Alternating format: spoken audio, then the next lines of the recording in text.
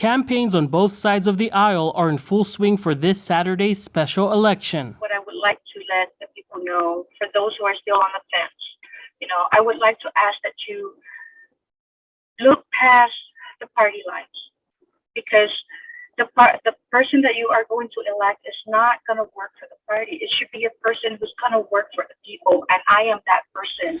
Follow your heart.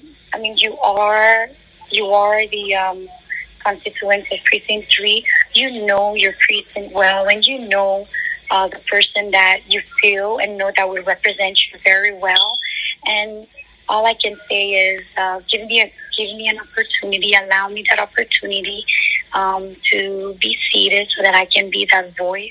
Early voting began last week for Precinct 3's over 3,000 constituents, a chance to vote for the candidate they want to fill the seat held by the late Representative Ivan Blanco.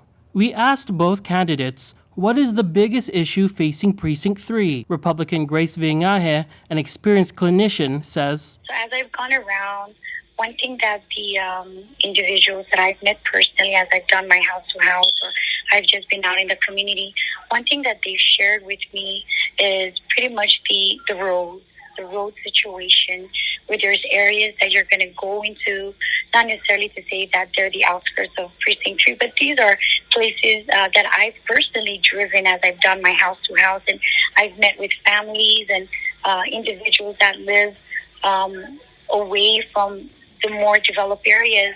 One of their main concerns is the road. Democrat Karina Magofnia, experienced in finance and budgeting, lost in a narrow race last year for one of the seats for her precinct. She says she's heard a range of issues. A lot of the complaints that I was hearing were the PUA issues, the child tax, the stimulus. Those were one of the major concerns that I would hear when I did my house visits. And a lot of that is really, I can't really speak to it because I am not in there, or I don't,